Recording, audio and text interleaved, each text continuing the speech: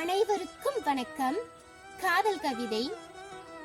நறுவி விழியே தாரை முகிழே கதைக்கிறாய் அகத்திலே, விகமாய் பறக்கிறாய் முத்தமாய் கடத்திலே.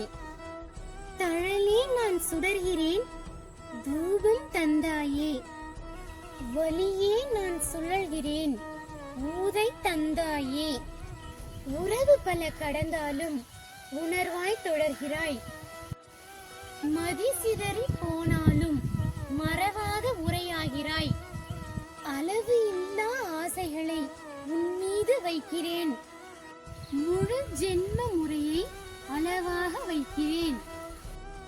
இமை மூடிய போதும் உன்முகம் கேட்கிறேன், உன் இரவான கூந்தலில் விடியுமென காக்கிறேன் என்றும் வரிகளுடன் நதியா.